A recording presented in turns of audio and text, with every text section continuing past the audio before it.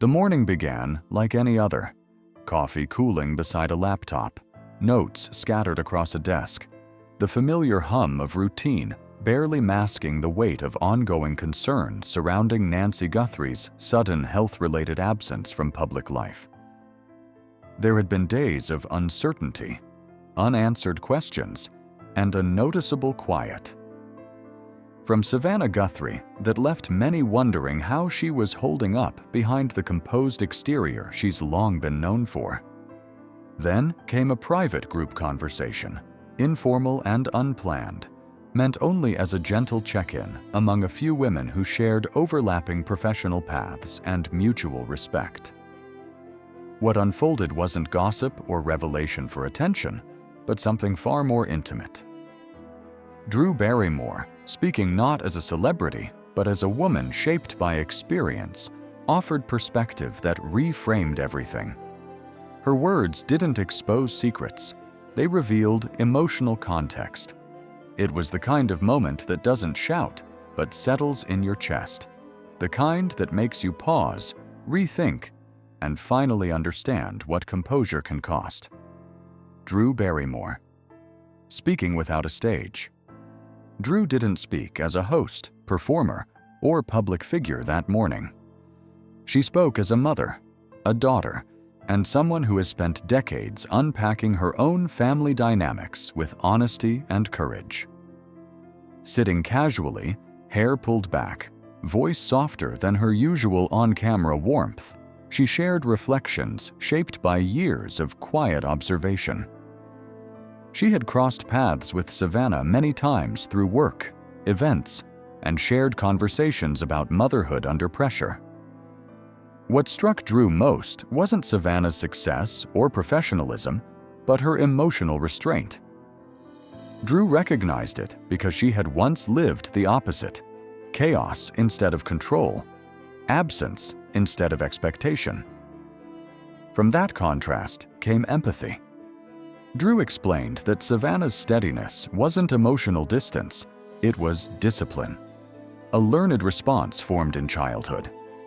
Drew wasn't diagnosing or judging. She was naming something familiar: the way love, when paired with expectation, can teach a child to survive by staying composed no matter the cost. A mother who built strength through structure. Nancy Guthrie, as Drew described her through Savannah's stories, was a woman who believed deeply in preparation, resilience, and self-command.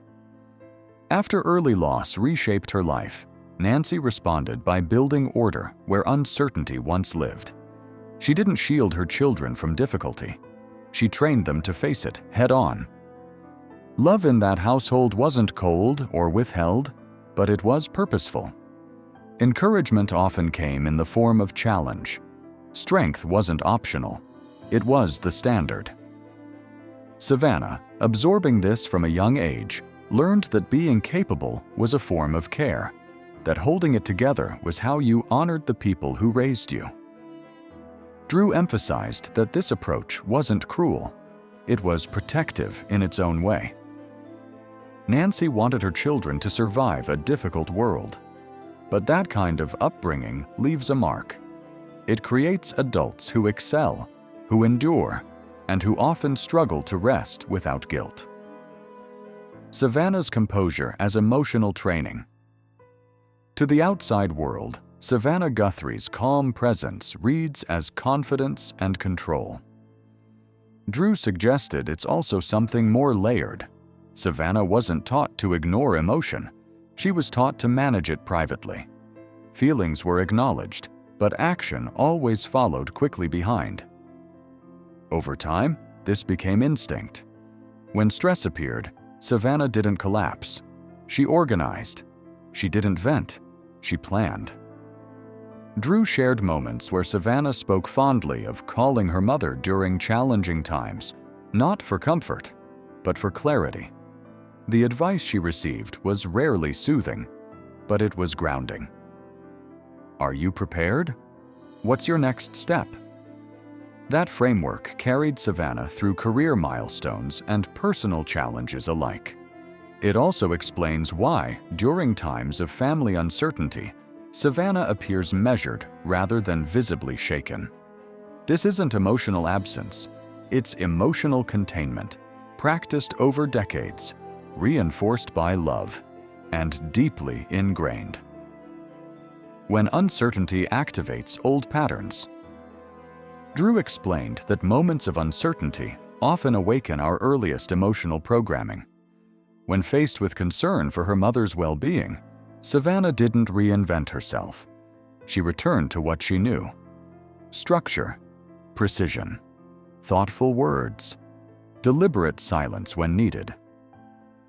Drew noted that Savannah's public restraint wasn't avoidance, but respect. She gathered herself before speaking because that's how she was raised. Emotional readiness mattered more than immediacy. In a world that often demands instant reactions, Savannah's pause stood out. Drew believed that pause was an act of loyalty. Savannah was honoring the values her mother instilled by responding with dignity rather than panic. To some, that looks distant. To those who understand the upbringing behind it, it looks like love expressed through discipline. The cost, however, is internal. Carrying fear quietly requires strength, and strength, when unrelieved, becomes heavy. Love that felt earned, not assumed. One of Drew's most poignant observations centered on how love was communicated in Savannah's family. Savannah never questioned whether her mother loved her. What lingered beneath the surface was the sense that love grew brightest when paired with resilience. Approval came through rising to the occasion, not retreating from it. Drew shared examples where Savannah described receiving advice that prioritized mindset over emotion, action over processing. Savannah relayed these moments with pride, not pain, yet Drew sensed the underlying pressure.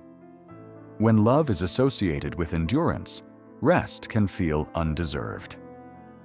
Drew saw in Savannah a woman who had mastered excellence but struggled with self-permission. The desire to be worthy never faded because the standard was internalized early. This dynamic didn't weaken Savannah, it sharpened her, but it also narrowed the space where vulnerability could live without self-judgment. Parenting with conscious difference. Drew noted something else that stayed with her: the way Savannah parents her own children. With them, Savannah offers softness alongside structure. She allows feelings to exist without immediate correction. She reassures before redirecting. Drew saw this not as contradiction, but evolution. Savannah honors her mother's lessons while gently revising them. She's giving her children what she learned to value later: emotional permission. Drew believed this showed deep self-awareness. Savannah understands the strength she inherited and the weight that came with it. She isn't rejecting her upbringing, she's expanding it. That expansion matters now more than ever, as Savannah navigates concern for her mother while continuing to show up for her family. Drew admired this balance. It revealed a woman capable of growth without erasing where she came from. Love, Savannah seems to believe now, doesn't have to be proven through endurance alone. The voice that never fully leaves Drew spoke quietly about something many adult children recognize: the internalized voice of a parent. Even when circumstances change, that voice remains. For Savannah, Drew believed that voice still encourages composure, still values strength, still whispers expectations during moments of fear. Savannah isn't performing for the public. She's responding to that internal standard. Drew worried not because Savannah was failing, but because she was carrying too much alone. When strength becomes automatic, asking for support can feel like breaking character. Drew hoped Savannah would eventually allow herself rest without self-critique, not because she hadn't earned it, but because she never needed to. Recognizing the presence of that internal voice doesn't diminish a parent's influence. It humanizes it. It reminds us that love and pressure often travel together, and that untangling them is a lifelong process, not a betrayal. Permission to be enough without proof. Drew ended her reflections not with concern, but with hope. She believed that at the heart of this moment was an opportunity for healing, for release, for a gentler understanding of strength. Savannah doesn't need to demonstrate resilience to deserve love. She already embodies it. Drew hoped that in time, Savannah would hear words she may have spent a lifetime translating rather than receiving directly. You're enough without proving anything. Love doesn't disappear when you rest. Composure isn't the only form of courage. The quiet wish shared among that small group wasn't for public resolution or explanation, but for personal peace.